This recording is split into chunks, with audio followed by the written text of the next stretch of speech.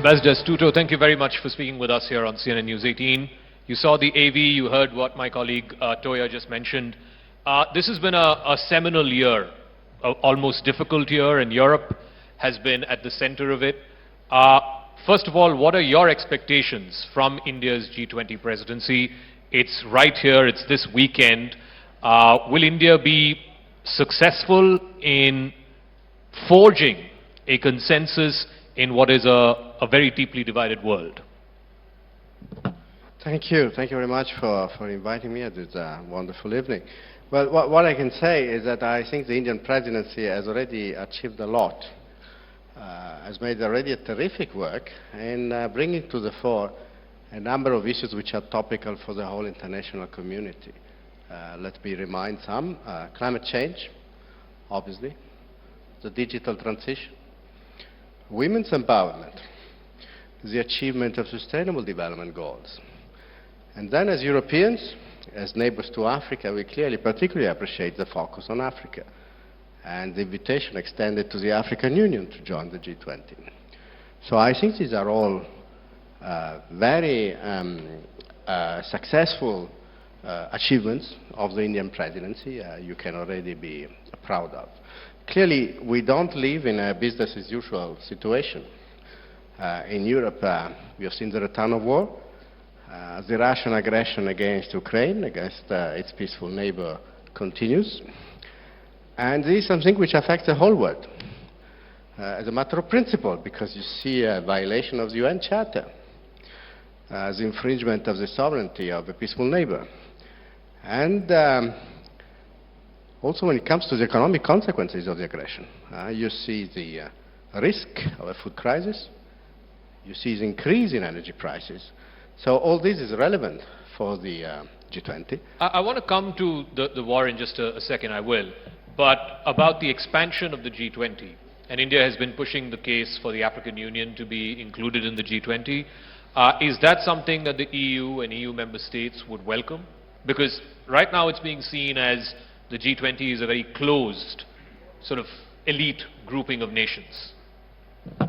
Well, what I can tell you is that we support the initiative taken by India to invite the African Union. We believe it's a very appropriate measure. We are neighbors to Africa. We have also, on several occasions, tried to put Africa to the fore of the agenda of the G20. I remember the German presidency, for instance, the G20 not so long ago. And we are deeply engaged with our friends and partners in Africa to steer towards a more fair globalization and a fuller achievement of the Sustainable Development Goals. So I think the presence of the African Union will help in that direction. I want to talk to you about the war, because it's certainly divided not just, the world. Different countries seem to have taken different stands on this. And of course in Europe, we are seeing how newer and newer countries are now wanting to join NATO, for example. This has become almost the most defining thing that's happened since the end of the Cold War. But India has taken a very nuanced position. It has, on the one hand, backed Ukraine on the humanitarian front, but it has not condemned Russia's actions, or it's not voted against Russia at any of the UN fora. What is the EU position on this, and what is your assessment of where the war is headed? Because right now it seems like it's frozen in time. Well, look, I think we respect India's position. We understand India's constraints. But as European Union, we believe that it's essential that the international community comes together to state what the Prime Minister said. This is not the time for war. And to state very clearly that there can be no infringement of the UN Charter without a price to pay. So as European Union, what we have been trying to do since the very beginning, since the start of this aggression, and totally unjustified aggression against Ukraine, it has been to isolate Russia, to put in place sanctions so that Russia is no longer capable to fuel and finance its aggression, and to support Ukraine politically and financially. But the war seemingly is stuck for the last 6 months at least. This famous spring offensive that Ukraine was supposed to have has not achieved the kind of results perhaps the rest of the world was hoping. How do you see it progressing? How does this war come to an end? It's been over a year and a half now. Well, the war can come to an end if Russia withdraws its troops and gets back to the internationally recognized borders. As to the state of play in the war, let me simply remind that at the beginning of this aggression, people would think that in a week it would all be over and the Russian troops would be in Kiev. But, Ambassador Astuto, let's talk about some of the bilateral things that are going on between the EU and India. We know that for some time now, a few years, there is this FTA negotiations that have been going on. What is the state of play there? How long before we can see some kind of a free trade agreement? India has just concluded FTAs with Australia. The FTA talks with the UK are at an advanced stage. But with the EU, where exactly is the stumbling block? Well, we are aiming at an ambitious and comprehensive free trade agreement. So these negotiations are by nature complex. We have had 5 rounds of talks in a very constructive and friendly atmosphere. A 6th round is expected to take place in October. And we had Vice President Dombrovskis visit in India. It was in the framework of the G20, but then he had a bilateral meeting, what we call a high-level dialogue with Minister Goyal. And I can tell you it was clear on both sides. We share the same determination to work together for a productive outcome. The EU is the largest world bloc in trade terms. And India is the 5th largest world economy, on its way to become the 3rd largest. So it's a big prize for both sides. So the concerns that India has, whether it is anti-dumping duties, whether it is food products, for example, and India is very, very sensitive to the issue of farm subsidies and so on. How quickly do you think this can be resolved? Because these are long pending issues. India has had its own share of issues with other countries while negotiating this, with the WTO. Is there a timeline?